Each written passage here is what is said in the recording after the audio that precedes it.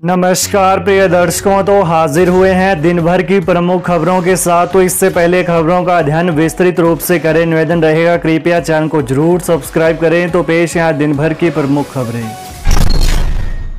567 स्कूलों से चतुर्थ श्रेणी कर्मी मल्टीटास्क वर्कर बदलने की प्रक्रिया शुरू। हिमाचल प्रदेश में विद्यार्थियों की शून्य संख्या वाले 99 स्कूलों मर्ज होने वाले 468 स्कूलों से चतुर्थ श्रेणी कर्मियों, मल्टीटास्क वर्करों और जलवाहकों को अन्य नजदीकी स्कूलों में नियुक्त करने की प्रक्रिया शुरू हो गई है। बुधवार को प्रारंभिक शिक्षा निदेशालय ने सभी जिला उपनिदेशकों को पत्र जारी कर स्टाफ की नियुक्ति अन्य जगह करने के निर्देश जारी कर दिए। वहीं इन स्कूलों में कार्यरत शिक्षकों को आवश्यकता वाले स्कूलों में तैनाती देने की प्रक्रिया भी इन दिनों जारी है। विधानसभा समिति सदस्य डिजिटल तरीके से भी बैठकों से जुड़ सकेंगे, स्पीकर ने अधिकारियों को दिए निर्देश। हिमाचल प्रदेश विधानसभा अध्यक्ष कुलदीप सिंह पठानिया ने समिति की कार्यप्रणाली को सुदृढ़, तर्कसंगत और प्रभावशाली बनाने के लिए विधानसभा सचिवालय के मुख्य समिति कक्ष में समितियों के अधिकारियों के साथ बैठक की। विधानसभा अध्यक्ष समितियों के सभापति के साथ पहले ही 3 अगस्त को एक महत्वपूर्ण बैठक कर चुके हैं।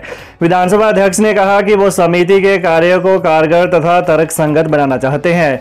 कहा कि समिति के कार्यों में दक्षता तथा तीव्रता लाने के पक्षधर हैं, जिससे जनहित के कार्य जो लंबित पड़े हैं उन पर संबंधित विभागों से कड़ा संज्ञान लिया जा सके। वहीं पठानिया ने कहा कि अब समिति सदस्य डिजिटल तरीके से भी बैठकों से जुड़ सकेंगे। अधिकारियों को निर्देश दिए कि ऑनलाइन सुविधा से जुड़ने वाले उपकरणों की शीघ्र व्यवस्था की जाए, जिससे समिति के कार्यों में कोरम के पूरा न होने के कारण व्यवधान न आ सके। पठानिया ने कहा कि अधिकारी अपनी अपनी समितियों के अलग से ईमेल भी बनाएं, जिससे सदस्यों को व्हाट्सएप तथा ईमेल से जरूरी सूचनाएं पहुंचाई जा सके।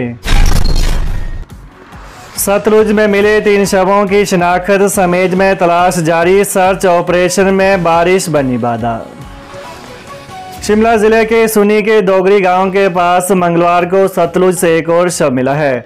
रामपुर से समेज गांव से लापता लोगों की तलाश में जुटी टीम ने शव निकालकर सुन्नी अस्पताल पहुंचाया। देर शाम शव की शिनाख्त सिद्धार्थ निवासी नंदरोल कांगड़ा के रूप में हुई। सिद्धार्थ समेज में ग्रीन को प्रोजेक्ट में काम करता था। 31 जुलाई की रात को श्रीखंड चोटी पर बादल फटने के बाद समेज खड्ड में आई बाढ़ के बाद सिद्धार्थ लापता था। वहीं 2 दिन पहले नदी में मिले 2 शवों की भी शिनाख्त हुई है। इनमें रचना निवासी कनराड सुगा रामपुर, प्रीतिका पुत्री राजकुमार पांडे निवासी झारखंड शामिल हैं। उत्तराखंड के सीएम धामी से मिले पीडब्ल्यूडी मंत्री विक्रमादित्य, इन मुद्दों पर हुई चर्चा। हिमाचल प्रदेश और उत्तराखंड के बीच बुनियादी ढांचे और संपर्क को बेहतर बनाने की दिशा में एक महत्वपूर्ण कदम उठाते हुए लोक निर्माण और शहरी विकास मंत्री विक्रमादित्य सिंह और कांग्रेस प्रदेश अध्यक्ष प्रतिभा सिंह ने बुधवार को उत्तराखंड के मुख्यमंत्री पुष्कर सिंह धामी से देहरादून में मुलाकात की। उन्होंने यमुना ब्रिज पाउंटा साहिब के पास बैरियर को देहरादून की ओर स्थानांतरित करने और इसकी मरम्मत और पुनर्वास के लिए आवश्यक यातायात डायवर्जन योजना के ज्वलंत मुद्दे को हल करने के लिए विभिन्न मुद्दों और रणनीतियों पर चर्चा की। हर्षवर्धन चौहान बोले, भड़काऊ बयान देने की कंगना की पुरानी आदत राजनीति में नहीं है, सीखने में लगेगा समय। आपदा प्रभावित क्षेत्रों के दौरे के दौरान मंडी के सांसद कंगना रनौत की ओर से प्रदेश सरकार पर लगाए गए आरोपों पर उद्योग मंत्री हर्षवर्धन चौहान ने कहा कि भड़काऊ बयान देना उनकी पुरानी आदत है, वह राजनीति में अभी नहीं है, सीखने में समय लगेगा। कंगना ने कहा था कि आपदा में केंद्र ने हिमाचल की मदद की है, लेकिन वो पैसा जनता तक नहीं पहुंचा है। चौहान ने कहा कि केंद्र सरकार जो पैसा जारी करती है उसके एक एक पैसे का हिसाब होता है, कार्यों की मॉनिटरिंग होती है, ऑडिट होता है। केंद्र सरकार ने आपदा के नाम पर हिमाचल सरकार को एक भी पैसा नहीं दिया है। जो पैसा आया है वो रूटीन का है। आपदा नहीं भी आती तो यह पैसा हिमाचल को मिलना ही था। हिमाचल सरकार ने केंद्र से आपदा के लिए स्पेशल पैकेज जारी करने की मांग की थी, लेकिन एक भी पैसा नहीं दिया गया। हिमाचल नहीं, PMGSY, मनरेगा, शहरी योजना का पैसा सभी राज्यों को आता है। प्रदेश सरकार ने अपने स्तर पर लोगों को राहत दी है, हिमाचल को अपने पैरों पर खड़ा किया है। हिमाचल कैडर के 2 IAS अधिकारी केंद्र सरकार में देंगे सेवाएं। हिमाचल प्रदेश के 2 IAS अधिकारी मनीष गर्ग और अमनदीप गर्ग केंद्रीय प्रतिनियुक्ति पर दिल्ली जाएंगे। केंद्रीय कैबिनेट कमेटी ने दोनों अधिकारियों को विभागों की जिम्मेदारियां सौंप दी हैं। इस बाबत कार्मिक मंत्रालय ने भी मंजूरी दी है। प्रदेश सरकार की ओर से रिलीव करने के बाद दोनों अधिकारी दिल्ली में सेवाएं देंगे। इन दोनों अधिकारियों के दिल्ली जाने से प्रदेश में अफसरों का संकट अब और गहरा जाएगा। मुख्यमंत्री सुखविंदर सिंह सुक्खू बोले 6 माह में 50 मेगावाट सौर ऊर्जा का होगा दोहन।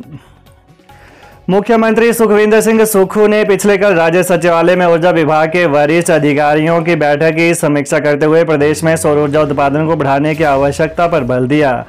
उन्होंने कहा कि ऊना के पेखुबेला में 32 मेगावाट की सौर ऊर्जा परियोजना स्थापित की गई है। कुटलहड़ विधानसभा क्षेत्र में 10 मेगावाट और गगरेट विधानसभा क्षेत्र में 5 मेगावाट की सौर ऊर्जा परियोजनाएं निर्माणाधीन है। प्रदेश आगामी 6 माह में लगभग 50 मेगावाट और सौर ऊर्जा का दोहन सुनिश्चित करेगा।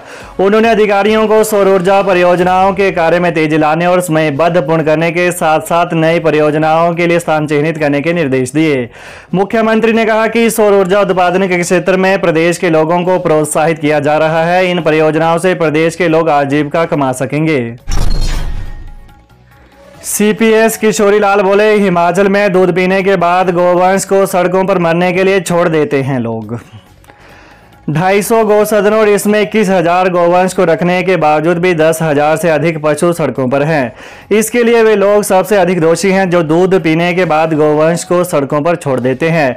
यह बात CPS किशोरी लाल ने बुधवार यानी आज मीडिया से रूबरू होते हुए कही। राज्य में करोड़ों रुपए खर्च करने के बाद भी गोवंश सड़कों पर हैं। बेसहारा गोवंश सड़कों पर मरने को मजबूर है। भारत सरकार द्वारा 2019 में करवाई गई 20वीं पशुगणना के अनुसार हिमाचल में करीब 36,311 बेसहारा पशु थे। इन बेसहारा पशुओं के लिए गौसदन की व्यवस्था हिमाचल में की जा रही है। मौजूदा समय में हिमाचल में 250 के करीब गौसदन हैं और इन गौसदनों में करीब 21,000 पशु हैं। मुख्य संसदीय सचिव किशोरी लाल ने बताया कि 10,000 से ज्यादा पशु सड़कों पर घूम रहे हैं जिनकी हालत दयनीय है। सड़कों पर विचरण कर रहे पशुधन से कई हादसे भी पेश आ चुके हैं। कहा कि सरकार अपने स्तर पर कई काम कर रही है लेकिन लोग इसमें सबसे ज्यादा दोषी हैं जो दूध पीने के बाद गोवंश को सड़कों पर मरने के लिए छोड़ देते हैं। विपक्ष नेता जयराम ठाकुर बोले, हर दिन परीक्षा परिणाम जारी करने के सिर्फ बयान आते हैं, परिणाम नहीं। नेता प्रतिपक्ष जयराम ठाकुर ने कहा कि सरकार बयानबाजी से ही काम चलाना चाहती है। हर दिन अखबारों में बयान आते हैं कि जल्द ही भर्ती के परिणाम घोषित किए जाएंगे, नई नौकरियां निकाली जाएंगी, लेकिन ये बातें सिर्फ जुबानी जमा खर्च से आगे नहीं बढ़ पाते हैं।